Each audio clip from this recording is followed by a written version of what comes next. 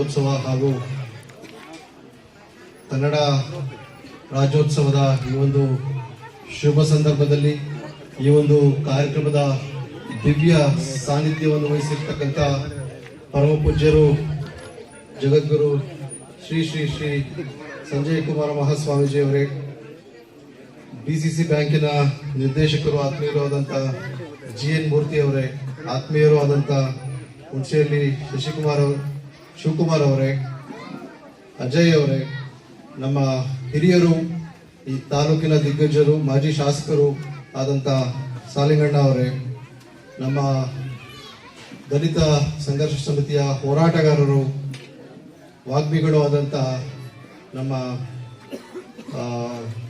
ರಾಜಸಿಂಹ ಅವರೇ, ಕುಮಾರ್ ಅವರೇ, ಆನಂದಪ್ಪ ಅವರೇ, ಪ್ರಕಾಶ್ ಗೌಡ್ರೆ, ಶ್ರೀನಿವಾಸ್ ಪಾಟೀಲ್ ರೇ, ಉಪಸ್ಥಿತರಿರ್ತಕ್ಕಂಥ ಎಲ್ಲ ಗಣ್ಯಮಾನ್ಯರೇ, ಸಮುದಾಯದ ಎಲ್ಲ ಮುಖಂಡರೇ, ಚಿತ್ತಹಳ್ಳಿ ಗ್ರಾಮದ ಎಲ್ಲ ಆತ್ಮೀಯ ಗ್ರಾಮಸ್ಥರೇ, ಮಹರ್ಷಿ ವಾಲ್ಮೀಕಿಯವರು ವಿಶ್ವದಾದ್ಯಂತ ಬಹಳ ಒಂದು ಉನ್ನತ ಮಟ್ಟಕ್ಕೆ ಕೊಂಡೊಯ್ದವರು. ಯಾಕೆಂತ ಹೇಳಿದ್ರೆ ಶ್ರೀರಾಮಚಂದ್ರನ ಒಂದು ಕಾಲಾವಧಿಯಲ್ಲಿ ಅವರಿದ್ದು ಶ್ರೀರಾಮಚಂದ್ರನ ಒಂದು ಜೀವನ ಚರಿತ್ರೆ, ಶ್ರೀರಾಮಚಂದ್ರನ ಒಂದು ಆಳ್ವಿಕೆಯನ್ನು ಕಂಡು ಶ್ರೀರಾಮಚಂದ್ರನ ಸುಪುತ್ರರ ಒಂದು ವಿದ್ಯಾಭ್ಯಾಸಕ್ಕೆ ಕಾರಣಕರ್ತರಾಗಿ ಅವರ ಒಂದು ಸಮಗ್ರ ಏನು ಸಾಂಸ್ಕೃತಿಕ ಪರಂಪರೆ, ಭಕ್ತಿ ಪರಂಪರೆ ಎಲ್ಲವನ್ನು ಕೂಡ ಬಹಳ ಸವಿಸ್ತಾರವಾಗಿ 24,000 ಶ್ಲೋಕಗಳು, 7 ಕಾಂಡಗಳ ಮುಖಾಂತರ ಈ ಒಂದು ರಾಮಾಯಣ ಮಹಾಕಾವ್ಯವನ್ನು ನಿರ್ಮಾಣ ಮಾಡಿರ್ತಕ್ಕಂಥದ್ದು. ಈ ರಾಮಾಯಣ ಗ್ರಂಥವನ್ನು ಅನೇಕ ಕವಿಗಳು, ಅನೇಕ ಕೃತಿಕರು, ವಿಮರ್ಶಕರು ಎಲ್ಲರೂ ಕೂಡ ಬಗೆ ಬಗೆಯ ರೀತಿಯಲ್ಲಿ ಅವರದೇ ಆದಂಥ ಒಂದು ವಿಶೇಷತೆಯಲ್ಲಿ ಈ ಒಂದು ವಿಶ್ಲೇಷಣೆ ಮಾಡಿರ್ತಕ್ಕಂಥದ್ದು ನಾವೆಲ್ಲರೂ ಕೂಡ ಕಂಡಿದ್ದೇವೆ. ನಮ್ಮ ಮಹಾಕವಿ ಕುವೆಂಪು ಅವರು ಕೂಡ ರಾಮಾಯಣ ದರ್ಶನ ಅಂತಕ್ಕಂಥ ಒಂದು ಗ್ರಂಥವನ್ನು ಕೂಡ ಬರೆದಿದ್ದಾರೆ. ಪ್ರತಿಯೊಂದು ಕವಿಗಳಿರ್ಬೋದು, ಲೇಖಕರಿರ್ಬೋದು, ರಾಮಾಯಣ ಬರೆತಕ್ಕಂಥ ಒಂದು ಸಮಯದಲ್ಲಿ ಯಾವುದಾದ್ರೂ ಒಂದು ರಾಮಾಯಣದಲ್ಲಿ ಇರ್ತಕ್ಕಂಥ ಒಂದು ಪಾತ್ರ, ಅದು ಶ್ರೀರಾಮಚಂದ್ರ ಆಗಿರ್ಬೋದು, ಅಥವಾ ಲಕ್ಷ್ಮಣ ಆಗಿರ್ಬೋದು, ಅಥವಾ ಸೀತೆ ಆಗಿರ್ಬೋದು, ಅಥವಾ ಶಬರಿ ಆಗಿರ್ಬೋದು, ಇದೇ ರೀತಿಯಲ್ಲಿ ಕುವೆಂಪು ಅವರು ಮಂತ್ರೆಯನ್ನು ಕೇಂದ್ರ ಬಿಂದುವನ್ನಾಗಿ ಇಟ್ಕೊಂಡು ಒಂದು ರಾಮಾಯಣ ಒಂದು ರಾಮಾಯಣ ದರ್ಶನ ಅಂತಕ್ಕಂಥ ಒಂದು ಗ್ರಂಥವನ್ನು ಬರೆದಿದ್ದು. ಇದೇ ರೀತಿಯಲ್ಲಿ ಇನ್ನೂ ಅನೇಕ ಕವಿಗಳು ಶ್ರೀರಾಮಚಂದ್ರನನ್ನು ಆದರ್ಶವಾಗಿ ಇಟ್ಕೊಂಡು ಇನ್ನಿತರ ಪಾತ್ರಗಳನ್ನು, ಹನುಮಂತನ ಒಂದು ಭಕ್ತಿ, ಒಂದು ದಾಸತ್ವದ ಬಗ್ಗೆ ವಿಶ್ಲೇಷಣೆ ಮಾಡಿರ್ತಕ್ಕಂಥದ್ದು ನಾವೆಲ್ಲರೂ ಕೂಡ ನೋಡಿರ್ತೀವಿ. ಆದರೆ ಎಲ್ಲ ಒಂದು ಕಾವ್ಯಗಳಿಗಿರ್ಬೋದು, ಗ್ರಂಥಗಳಿಗಿರ್ಬೋದು, ಇವೆಲ್ಲವಕ್ಕೂ ಕೂಡ ಮೂಲ ಅಂತ ಹೇಳಿದ್ರೆ ಮಹರ್ಷಿ ವಾಲ್ಮೀಕಿಗಳು ಬರೆದಂತಹ ರಾಮಾಯಣ ಮಹಾಕಾವ್ಯ. ಒಬ್ಬ ಆದರ್ಶ ರಾಜ ಹೇಗಿರಬೇಕು, ಒಬ್ಬ ಆದರ್ಶ ಭ್ರಾತೃ ಹೇಗಿರಬೇಕು, ಆದರ್ಶ ಪರಿಪೂರ್ಣತೆ ಉಳ್ಳಂತಕ್ಕಂತಹ ಧರ್ಮಪತ್ನಿ ಹೇಗಿರಬೇಕು, ಒಬ್ಬ ಭಕ್ತ, ಒಬ್ಬ ದಾಸ ಹೇಗಿರಬೇಕು ಅಂತಕ್ಕಂಥದ್ದು ಬಹಳ ಸವಿವರವಾಗಿ ವಾಲ್ಮೀಕಿಯವರು ವಿಶ್ಲೇಷಣೆ ಮಾಡಿದ್ದಾರೆ. ನಾನು ಪರಮ ಪೂಜ್ಯರ ಜೊತೆಯಲ್ಲಿ ಮೊನ್ನೆ ಕೂಡ CB ಪಂಚಾಯತಿನಲ್ಲಿ ಇದೇ ಒಂದು ವಾಲ್ಮೀಕಿ ಜಯಂತ್ಯೋತ್ಸವದಲ್ಲಿ ಭಾಗವಹಿಸಿದ್ದು. ಆ ಒಂದು ಸಂದರ್ಭದಲ್ಲೂ ನಾನು ಹೇಳಿದೆ, ಈ ಒಂದು ಮಹಾಕಾವ್ಯ ಮತ್ತೆ ಸಾಧಾರಣ ಕಾವ್ಯಗಳಿಗೆ ಒಂದು ವ್ಯತ್ಯಾಸಗಳು ಏನು ಅಂತ ಹೇಳಿದ್ರೆ, ಈಗ ಕಾವ್ಯ ಅಂತಕ್ಕಂಥದ್ದು ಹಿಂದಿನ ಕಾಲದಲ್ಲಿ ಬಹುಶಃ ಒಂದು 100 ವರ್ಷದ ಹಿಂದೆ ಯಾವಾಗ ಒಂದು ಟಿವಿ ಆಗಲಿ, ಒಂದು ರೇಡಿಯೋಗಳಾಗಲಿ ಇಲ್ಲದಂತಹ ಒಂದು ಸಂದರ್ಭದಲ್ಲಿ ಗ್ರಾಮೀಣ ಭಾರತದಲ್ಲಿ ಜನರು ಮನೋರಂಜನೆಗೋಸ್ಕರ ಹರಿಕತೆ ಮಾಡ್ತಿರ್ತಕ್ಕಂಥದ್ದು, ಅಥವಾ ರಾಮಾಯಣ ಕಾವ್ಯಗಳನ್ನು, ರಾಮಾಯಣದ ಬಗ್ಗೆ ಒಂದು ಕಾರ್ಯಕ್ರಮ, ನಾಟಕ ಪ್ರದರ್ಶನ ಇಟ್ಕೊಂಡಿರ್ತಕ್ಕಂಥದ್ದು, ಮಹಾಭಾರತದ ಬಗ್ಗೆ ಇಟ್ಕೊಂಡಿರ್ತಕ್ಕಂಥದ್ದು ನಾವೆಲ್ಲರೂ ಕೂಡ ಕಂಡಿದ್ದೇವೆ. ಒಂದು ಭಾಗದಲ್ಲಿ ಈ ಒಂದು ರಾಮಾಯಣ ಆಗಲಿ, ಮಹಾಭಾರತ ಆಗಲಿ ಇಂತಹ ಮಹಾಗ್ರಂಥಗಳು ಮನೋರಂಜನೆಗೋಸ್ಕರ ಒಂದು ಕಡೆ ಆದ್ರೆ, ಮಹಾಕಾವ್ಯಗಳಿಂದ ನಾವು ಏನ್ ತಿಳ್ಕೊತೀವಿ ಅಂತ ಹೇಳಿದ್ರೆ, ನಮ್ಮ ಜೀವನದಲ್ಲಿ ಅದನ್ನು ಆದರ್ಶವಾಗಿ ಇಟ್ಕೊಂಡು, ಆದರ್ಶಪ್ರಾಯವಾಗಿ ಇಟ್ಕೊಂಡು ನಮ್ಮ ಜೀವನದಲ್ಲಿ ಹೇಗೆ ಒಂದು ಪರಿವರ್ತನೆಯನ್ನು ನಾವು ಕಾಣ್ಬೋದು ಅಂತಕ್ಕಂಥದ್ದು ಈ ಮಹಾಕಾವ್ಯಗಳಲ್ಲಿ ಹೋಗ್ಬೋದು. ಅದರಲ್ಲಿರ್ತಕ್ಕಂಥ ಆದರ್ಶಗಳಿರ್ಬೋದು, ಚಿಂತನೆಗಳಿರ್ಬೋದು, ನಾವು ಜೀವನದಲ್ಲಿ ನಡೆದುಕೊಂಡು ಹೋಗ್ಬೇಕಾಗಿರ್ತಕ್ಕಂಥ ಒಳ್ಳೆಯ ಹಾದಿಯನ್ನು ನಾವು ಅಳವಡಿಸಿಕೊಳ್ತಕ್ಕಂಥದ್ದಿರ್ಬೋದು. ಇವೆಲ್ಲವನ್ನು ಕೂಡ ನಮ್ಮ ಮಹಾಕಾವ್ಯದಲ್ಲಿ ನಾವು ನೋಡ್ತೇವೆ. ವಾಲ್ಮೀಕಿಯವರು ಯಾವತ್ತೂ ಕೂಡ ಶ್ರೀರಾಮಚಂದ್ರನನ್ನ ಭಗವಂತ ಅಂತ ಹೇಳ್ಬಿಟ್ಟು ಎಂದೂ ಬಿಂಬಿಸಲಿಲ್ಲ. ಅವರ ಮಹಾಕಾವ್ಯದಲ್ಲಿ ಶ್ರೀರಾಮಚಂದ್ರ ಒಬ್ಬ ಸಾಧಾರಣ ಪುರುಷ, ಸಾಧಾರಣ ಒಬ್ಬ ಅರಸು, ಇತರೆ ಸಾರ್ವಜನಿಕರು, ನಾಗರಿಕರು ಯಾವ ರೀತಿ ಒಂದು ಜೀವನವನ್ನು ಬಾಳ್ವೆಯನ್ನು ಮಾಡಿದ್ರು, ಅದೇ ರೀತಿಯಲ್ಲಿ ಅದೇ ಕಷ್ಟಗಳನ್ನು, ಅದೇ ಅವಮಾನಗಳನ್ನು, ಅದೇ ಸಂಕಷ್ಟಗಳನ್ನು, ಅದೇ ಒಂದು ಒಂದು ಸಾಧಾರಣ ಮನುಷ್ಯನು ಎದುರಿಸ್ತಕ್ಕಂಥ ಸಾಮಾನ್ಯ ಸಮಸ್ಯೆಗಳನ್ನು ಶ್ರೀರಾಮಚಂದ್ರ ಕೂಡ ಎದುರಿಸ್ತಾ ಅಂತಕ್ಕಂಥದ್ದು ರಾಮಾಯಣ ಮಹಾಕಾವ್ಯದಲ್ಲಿ ಮಹರ್ಷಿ ವಾಲ್ಮೀಕಿಗಳು ಪ್ರತಿಬಿಂಬಿಸಿದ್ದಾರೆ. ಆದರೆ ಇವೆಲ್ಲವನ್ನು ಕೂಡ ಮೀರಿ ಹೋರಾಟ ಮಾಡಿ ಜೀವನದಲ್ಲಿ ಒಂದು ಸದ್ಭಕ್ತಿಯಿಂದ ಒಂದು ಒಳ್ಳೆಯ ಹಾದಿಯಲ್ಲಿ ನಡೆದು ಶ್ರೀರಾಮಚಂದ್ರ ಸರ್ವೋತ್ತಮನಾದ ಇವತ್ತು ಒಂದು ವಾಲ್ಮೀಕಿಯವರು ಒಂದು ಸನ್ನಿವೇಶ, ಇಂದ್ರಜಿತನ ಬಾಣಕ್ಕೆ ಕುಸಿದು ಮೂರ್ಛೆ ಹೋಗಿದ್ದಾರೆ ಲಕ್ಷ್ಮಣ. ಇವನ್ ಸಾಧಾರಣ ಒಂದು ಉದಾಹರಣೆ. ಮೂರ್ಛೆ ಹೋಗಿರ್ತಾನೆ. ಅವಾಗ ವಾನರ ಸೇನೆ ಹೇಗೆ ಲಕ್ಷ್ಮಣನನ್ನು ಮತ್ತೆ ಪ್ರಜ್ಞಾವಸ್ಥೆಗೆ ತರಬೇಕು ಅಂತಕ್ಕಂಥ ಒಂದು ಚಿಂತನೆ ನಡೆಸ್ತಿರ್ಬೇಕಾದ್ರೆ ಸಂಜೀವಿನಿ ತಂದ್ರೆ ಲಕ್ಷ್ಮಣ ಮತ್ತೆ ಸಹಜ ವ್ಯವಸ್ಥೆಗೆ, ಸಹಜ ಪರಿಸ್ಥಿತಿಗೆ ಬರ್ತಾನೆ ಅಂತಕ್ಕಂಥದ್ದು ಒಂದು ಮಾಹಿತಿ ಸಿಗುತ್ತೆ. ಆಗ ಶ್ರೀರಾಮಚಂದ್ರ ಈಗ ಎಷ್ಟು ಸಾಧಾರಣವಾಗಿ ವಿವರಿಸಿದ್ದಾರೆ ನೋಡಿ ವಾಲ್ಮೀಕಿಯವರು. ಶ್ರೀರಾಮಚಂದ್ರ ಯಾರು ತರಬೇಕು ಇದನ್ನ ಸಂಜೀವಿನಿ ಅಂತಕ್ಕಂಥದ್ದು ಒಂದು ಚರ್ಚೆ ನಡೀತಿರ್ಬೇಕಾದ್ರೆ ಹನುಮಂತ ತರಬಹುದು, ಹನುಮಂತ ಹೋಗಿ ಈ ಒಂದು ಸಂಜೀವಿನಿಯನ್ನು ತರಬಹುದು ಅಂತಕ್ಕಂಥದ್ದು ಇತರೆ ವಾನರರು, ಸುಗ್ರೀವರು ಒಳಗೊಂಡಂತೆ ಎಲ್ಲರೂ ಹೇಳ್ತಾರೆ.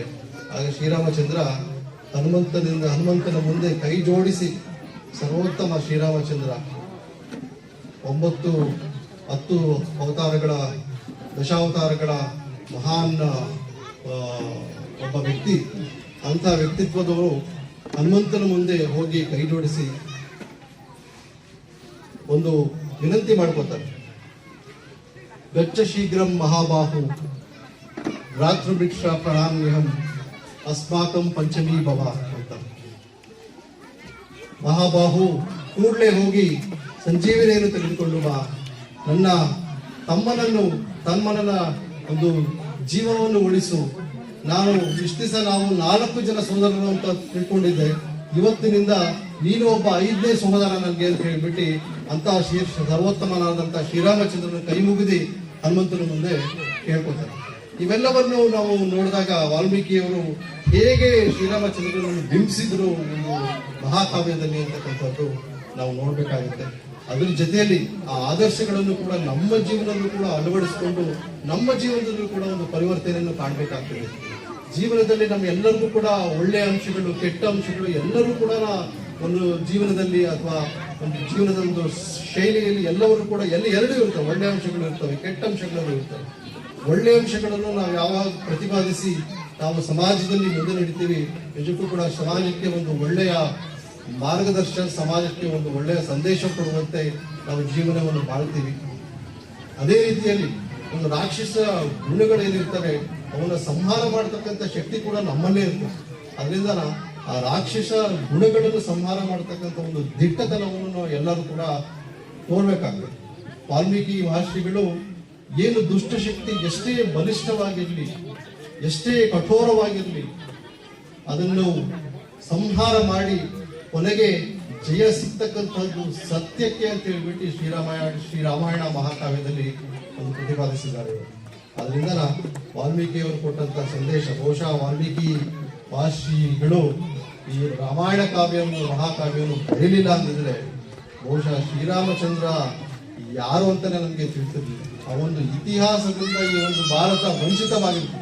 ನಿಜಕ್ಕೂ ಕೂಡ ನಮ್ಮ ಸಾಂಸ್ಕೃತಿಕ ಪರಂಪರೆ, ಹಿರಿಮೆ, ಗರಿಮೆಗಳು ಈ ರೀತಿ ಬಹುಶಃ ಮುಂದೆ ಇರ್ತಿರ್ಲಿಲ್ಲ. ಶ್ರೀರಾಮಚಂದ್ರ ಬಗ್ಗೆ ನಾವು ತಿಳ್ಕೊಳ್ಳಿಲ್ಲ ಅಂದ್ರೆ, ವಾಲ್ಮೀಕಿ ಬರೆದಂತ ಮಹಾಕಾವ್ಯದ ಬಗ್ಗೆ ನಾವು ತಿಳ್ಕೊಳ್ಳಿಲ್ಲ ಅಂತ ಹೇಳಿದ್ರೆ ನಮ್ಮ ಇತಿಹಾಸ ಬಹುಶಃ ಒಂದು ಇನ್ನೊಂದು ದಿಕ್ಕಿನತ್ತನೆ ಸಾಕ್ತಾ ಇದ್ದಾರೆ. ಅದರಿಂದ ವಾಲ್ಮೀಕಿ ಭಾಷೆಗಳು ಇವತ್ತು ಏನು ನಮ್ಮ ದೇಶಕ್ಕೆ, ವಿಶ್ವಕ್ಕೆ ಒಂದು ಕೊಡುಗೆಯನ್ನು, ಒಂದು ಸಂದೇಶವನ್ನು ಕೊಟ್ಟಿದ್ದಾರೆ. ಅದರ ಪರಿಪಾಲಕರಾಗಬೇಕಾಗುತ್ತೆ ನಾವೆಲ್ಲರೂ ಕೂಡ. ಒಂದು ನಿಟ್ಟಿನಲ್ಲಿ ನಾವೆಲ್ಲರೂ ಕೂಡ ನಮ್ಮ ಜೀವನ ಶೈಲಿಯನ್ನು ಕೂಡ ಬದಲಾಯಿಸಿ ಒಬ್ಬ ಆದರ್ಶ ಪುರುಷ ಅಥವಾ ಒಬ್ಬ ಭಕ್ತ ಅಥವಾ ಒಬ್ಬ ಪರಿಪೂರ್ಣ ಮಹಿಳೆ ಅಥವಾ ಒಬ್ಬ ದಾಸತ್ವ, ಹನುಮಂತನ ಒಂದು ದಾಸತ್ವವನ್ನು ಕೂಡ ನಮ್ದು ಸಿಗಲಿ ಅಂತಕ್ಕಂಥದ್ದು ಒಂದು ನಿಟ್ಟಿನಲ್ಲಿ ನಾವು ಕೂಡ ಬಾಳ್ವೆಯನ್ನು ಮಾಡ್ತಕ್ಕಂಥದ್ದು.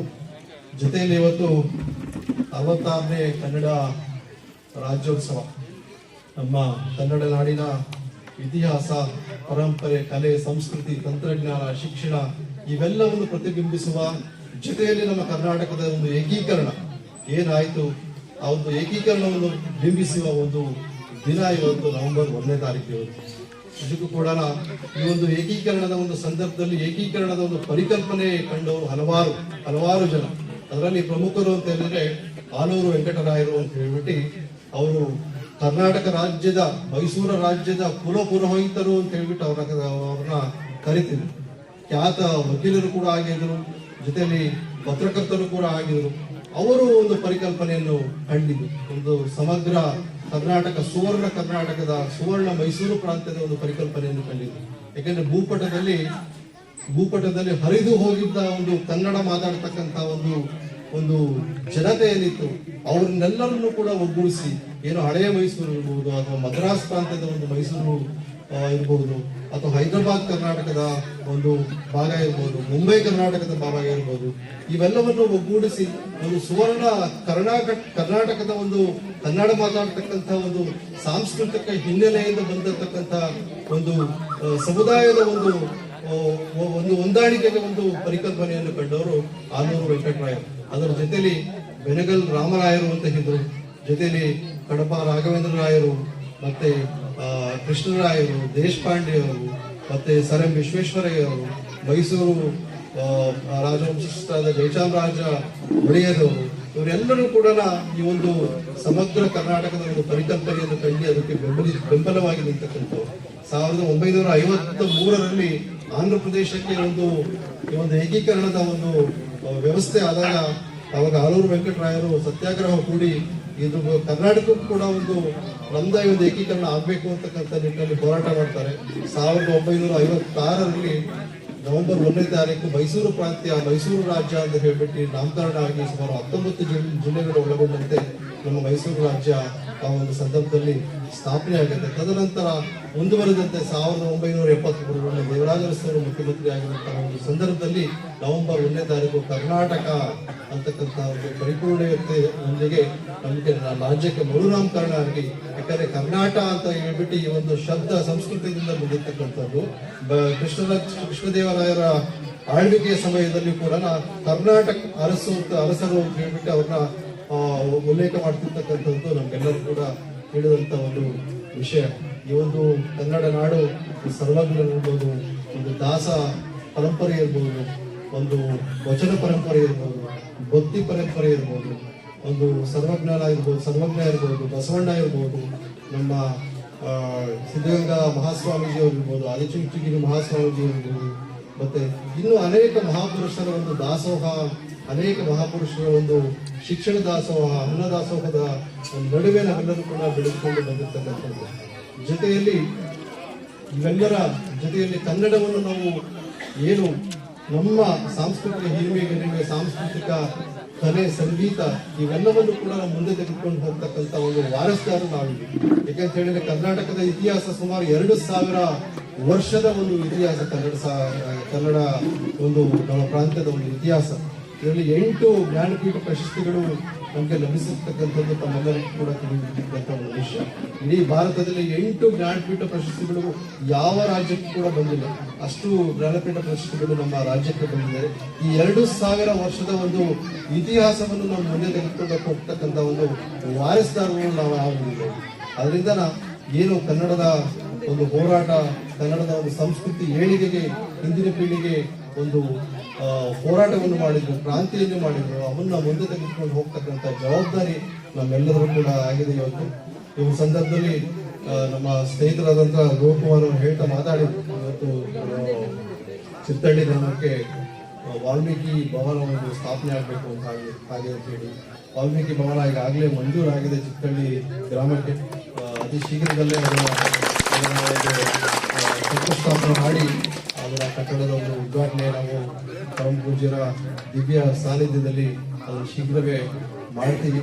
ಜೊತೆಲಿ ಈ ಒಂದು ವಾಲ್ಮೀಕಿ ಸಮುದಾಯ ಒಂದು ಬಹಳ ದಿಟ್ಟತನದಿಂದ ನೇರ ನುಡಿಗೆ ಹೆಸರಾದವರು.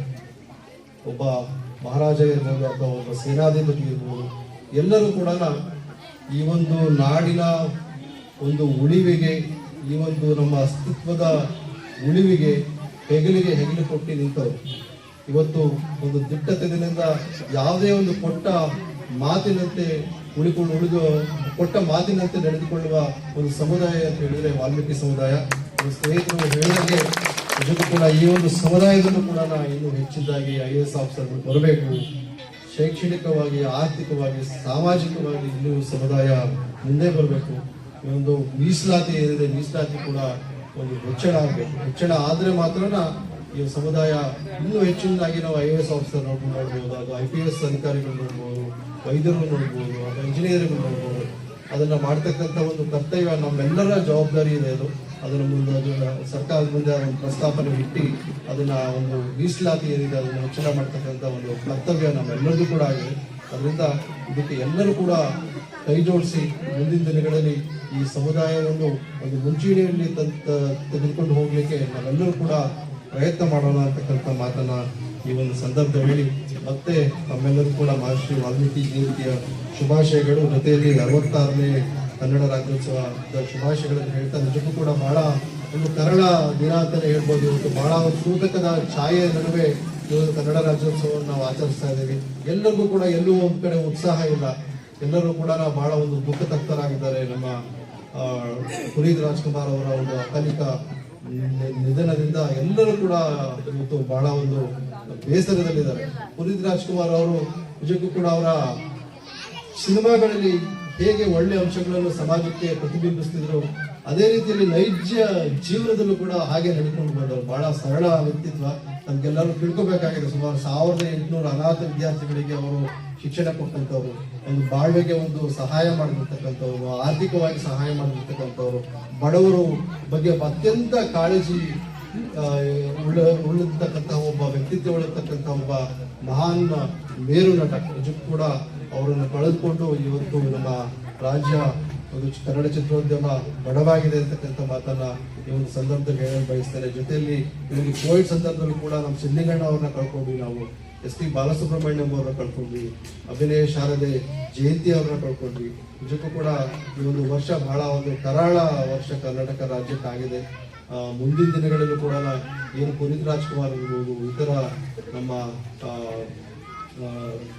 ಸಾಹಿತಿಗಳಿರ್ಬೋದು, ಅವರೆಲ್ಲರೂ ಕೂಡ ನಮಗೆ ಕೊಟ್ಟಿರ್ತಕ್ಕಂಥ ಒಂದು ಮಾರ್ಗದರ್ಶನದಲ್ಲಿ ಅವರು ನಡೆದುಕೊಂಡು ಬಂದಿರತಕ್ಕಂಥ ಜೀವನದಲ್ಲಿ ಒಳ್ಳೆಯ ಅಂಶಗಳನ್ನು ಕೂಡ ನಾವು ಅಳವಡಿಸಿಕೊಂಡು ನಾವು ಮುಂದೆ ನೆಗೋಣ ಅಂತಕ್ಕಂಥ ಮಾತನ್ನು ಹೇಳ್ತಾ ಇವರು ಶುಭ ಸಂದರ್ಭದಲ್ಲಿ ನನ್ನ ಬರಮಾಡಿಕೊಂಡು ಮಾತಾಡ್ಲಿಕ್ಕೆ ಅವಕಾಶ ಮಾಡಿಕೊಟ್ಟಂತ ಪರಮ ಪೂಜ್ಯ ಸಂಜಯ್ ಕುಮಾರ ಮಹಾಸ್ವಾಮೀಜಿ ಅವರು ಮತ್ತೆ ವೇದಿಕೆಯಲ್ಲಿ ಉಪಸ್ಥಿತರಿರ್ತಕ್ಕಂಥ ಎಲ್ಲ ಗಣ್ಯ ಮಾನ್ಯರಿಗೂ ಮತ್ತೆ ವೇದಿಕೆ ಮುಂಭಾಗದಲ್ಲಿ ಆಸೀನರಾಗಿರ್ತಕ್ಕಂಥ ಎಲ್ಲ ಆತ್ಮೀಯರಿಗೂ, ನಮ್ಮ ಅಧ್ಯಕ್ಷರು ಈರ್ಲಿಂಗಣ್ಣ ಅವ್ರ ಹೆಸರು ನಾನು ಈರ್ಲಿಂಗಣ್ಣ ಅವರು ಎಲ್ಲರಿಗೂ ಕೂಡ ವಂದಿಸುತ್ತಾ ಮಾತನ್ನು ಮುಗಿಸ್ತೀನಿ. ಜೈ ಹಿಂದ್.